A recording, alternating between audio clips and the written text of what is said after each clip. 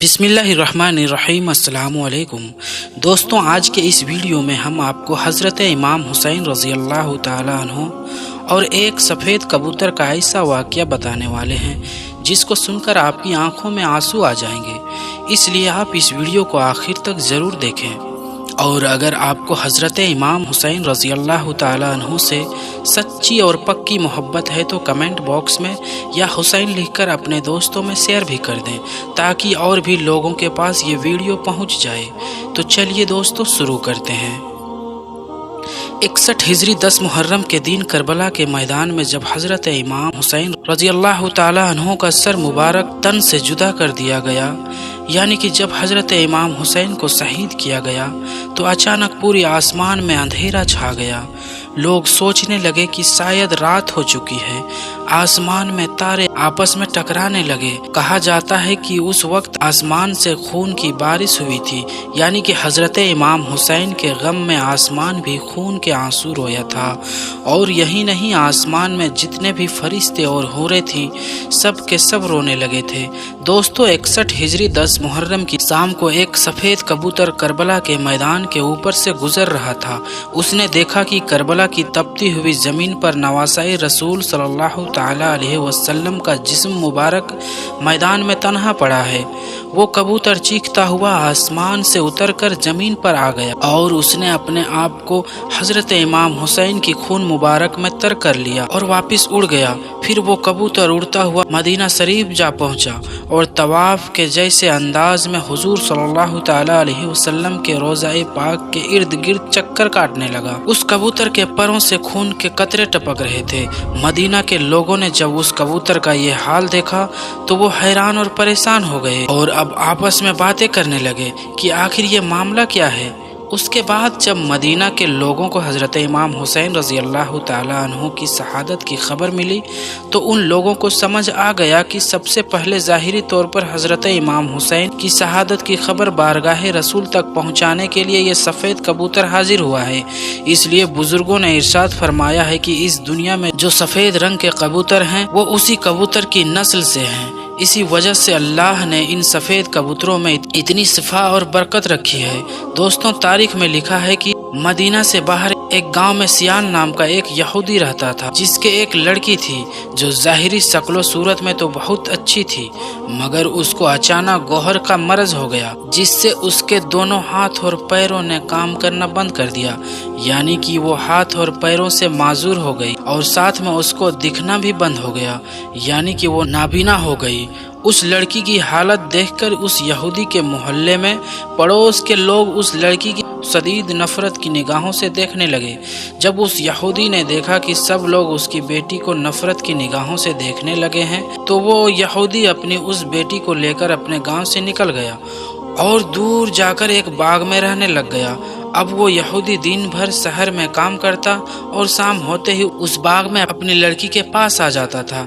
एक दिन इत्तेफाक से ऐसा हुआ कि वो यहूदी अपने काम में इतना ज़्यादा मशगूल हो गया था कि वो शाम को अपने बाग में अपनी लड़की के पास नहीं आ सका। जब उस नाबीना लड़की का बाप उसके पास नहीं पहुंचा तो वो बहुत घबरा गई और गिरते पड़ते वो लड़की एक दरख्त के नीचे पहुंच गई और रोने लगी। उस लड़की ने ऐसा ही करके उस दरख्त के नीचे पूरी रात गुजार दी। जब सुबह हुई तब उस लड़की ने देखा कि उसके करीब ही एक दूसरी दरख्त के ऊपर परिंदे की चीख भरी आवाज़ आ रही है। उस आवाज़ में इतना ज़्यादा दर्द था कि वो लड़की अपने आप को रोक नहीं पाई और घसीटते पड़ते हुए दरख्त के पास पहुंच गई। हालांकि वो लड़की नाबीना थी, देख नहीं सकती थी, लेकिन फिर भी उसने अपने सर को ऊपर उठाकर उस रोने वाले परिंदे की जानिब देखने लगी। वो लड़की उस कबूतर की जानिब देख ही रही थी कि इतने में उस कबूतर के पर से खून का एक गर्म कतरा उस लड़की की दाहिनी आंख में आकर गिर गया। उस खून का गिरना था कि उसके बरकत की वजह से उस लड़की की आंख में रोशनी आ गई, यानी कि लड़की उस आंख से देखने लगी। फिर खून का एक और कतरा उसकी दाहिनी आंख में आकर गिर गया। उस खून के बरकत से उसकी वो दूसरी आंख भी रोशन हो गई। ये देखकर वो लड़की बहुत हैरान हुई और वो उस दरख्त के ऊपर देखने लगी। उसने देखा कि उस दरख्त के ऊपर खून से संधा हुआ एक सफेद कबूतर बैठा हुआ है और वो लड़की उस कबूतर को देख रही थी کہ اتنے میں خون کا ایک اور قطرہ اس لڑکی کے ہاتھ پر آ کر گرا۔ اس کی برکت سے اس کا ہاتھ بھی بالکل ٹھیک ہو گیا۔ یہ دیکھ کر لڑکی نے اپنے دوسرا ہاتھ بھی آگے بڑھا دیا، پھر اس پر بھی خون کا ایک قطرہ آ کر ٹپک گیا، جس سے اس کا دوسرا ہاتھ بھی صحیح سلامت ہو گیا۔ اس کے بعد لڑکی نے خون کے چند قطروں کو لے کر اپنے پورے بدن پر مل لیا، جس کے وجہ سے لڑکی پوری طرح سے صحت یاب ہو گئی۔ اب وہ لڑکی اس طرح سے ہو گئی تھی جیسے کہ اس کو کبھی کوئی مرض تھا ہی نہیں۔ اس کے بعد وہ لڑکی خوشی خوشی اٹھی اور اپنے باپ کی تلاش میں نکل گئی۔ ابھی وہ لڑکی اس باغ سے باہر نکل ہی رہی تھی کہ اتنے میں وہ یہودی سامنے آتا ہوا دکھائی دیا۔ وہ یہودی اس لڑکی کے پاس آ گیا، مگر وہ اپنی اس بیٹی کو پہچان نہ سکا۔ یہودی اس لڑکی کو اجنبی سمجھ کر پوچھنے لگا کہ اے لڑکی، تو کون ہے اور اس باغ میں کیا کر رہی ہے؟ میں اپنی ایک بیٹی کو اس باغ میں چھوڑ کر گیا تھا، کیا تجھے اس کا کچھ حال معلوم ہے؟ میری وہ بیٹی کہاں گئی ہے؟ کیونکہ اس باغ میں جس جگہ میں اس کو چھوڑ کر گیا تھا وہ وہاں پر نظر نہیں آ رہی ہے۔ لڑکی یہ سن کر خوشی سے رونے لگی اور کہنے لگی، بابا، کیا آپ نے مجھے نہیں پہچانا؟ میں وہی آپ کی وہ اپاہج لڑکی ہوں جس کو آپ اس باغ میں چھوڑ کر گئے تھے۔ یہودی یہ سن کر بہت حیران ہوا اور اس کو اس بات کی اتنی زیادہ خوشی ہوئی کہ وہ وہیں پر بے ہوش ہو گیا۔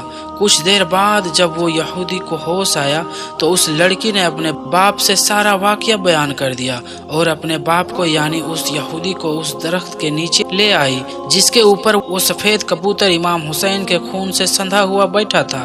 وہ کبوتر ابھی بھی اس جگہ پر بیٹھا ہوا ویسے ہی دردناک آواز نکال رہا تھا۔ یہودی نے اس کبوتر کے جانب مخاطب ہو کر کہا، اے مبارک پرندے، تیری اس دردناک آواز کے پیچھے کی وجہ کیا ہے؟ اور تیری پروں سے ٹپکنے والا مبارک خون کس کا ہے جس میں اللہ نے اتنی برکت رکھی ہے؟ اس پرندے کا اتنا سننا تھا کہ اللہ نے اس پرندے کو اتنی قوت عطا کر دی کہ وہ حکم الہی سے کلام کرنے لگا اور کہنے لگا، اے یہودی، ہم پرندوں کا ایک قافلہ فلاں جنگل میں بیٹھا ہوا تھا۔ ہمارا یہ معمور تھا کہ ہم صبح اپنے گھونسلوں سے نکل کر دانا پانی کی تلاش میں نکل جاتے تھے اور دانا پانی حاصل کرنے کے بعد شام کو واپس اپنے گھونسلوں میں آ جاتے تھے۔ ایک شام کو ہمارا قافلہ واپس اپنے گھونسلوں میں لوٹ رہا تھا کہ اتنے میں ہم نے ایک ندا سنی کہ نواسہ رسول صلی اللہ تعالیٰ علیہ وسلم کو کربلا کی تپتی ہوئی زمین پر شہید کر دیا گیا ہے۔ ان کا سر مبارک قلم کر کے ظالم اپنے ساتھ لے گئے ہیں اور آپ کا جسم مبارک کربلا کے میدان میں تنہا پڑا ہوا ہے۔ اور آواز آئی، اے پرندوں، تم اپنے گھونسلوں میں آرام کرنے جا رہے ہو؟ یہ ندا سن کر ہم تمام پرندے کربلا کے میدان کی طرف روانہ ہو گئے۔ جس وقت ہم وہاں پہنچے تو ہم نے دیکھا کہ اس وقت بھی حضرت امام حسین کے جسم مبارک سے تازہ خون نکلنا جاری ہے۔ یہ کیفیت دیکھ کر ہم تمام پرندے امام حسین کے غم میں چیخنے اور چلانے لگے۔ مجھ سے یہ دیکھا نہیں گیا اور میں نے اپنے آپ کو امام حسین کے بہنے والے خون میں گرا دیا، اپنے چہرے اور مبارک بالوں کو اپنے خون مبارک سے تر کر لیا اور وہاں سے اڑ کر میں یہاں آ گیا۔ وہ سفید کبوتر کہنے لگا کہ اسی مبارک خون کے قطرے ہیں جو میرے پروں سے ٹپک رہے ہیں، اور اس خون کے مبارک قطرے جہاں جہاں بھی ٹپکتے ہیں وہاں وہاں ان قطروں کے برکت سے شعور پیدا ہو رہا ہے۔ اس کبوتر کی زبان سے یہ سن کر اس یہودی نے کہا، اگر حضرت امام حسین کے نانا حق پر نہ ہوتے، اگر نواسہ رسول صلی اللہ تعالیٰ علیہ وسلم حق پر نہ ہوتے تو آپ کے خون کے قطروں میں ایسی خیر و برکت کا شعور پیدا نہ ہوتا اور میری یہ اپاہج لڑکی کو شفا نہیں ملتی۔ اس کے بعد میں وہ یہودی اپنی اس بیٹی کے ساتھ میں وہیں پر کلمہ پڑھ لیا اور مسلمان ہو گیا۔ اور پھر جب بھی کوئی اسلام قبول کرنے کی وجہ پوچھتا تو وہ اس واقعے کو پورا تفصیل کے ساتھ بیان کرتا۔ اللہ اکبر۔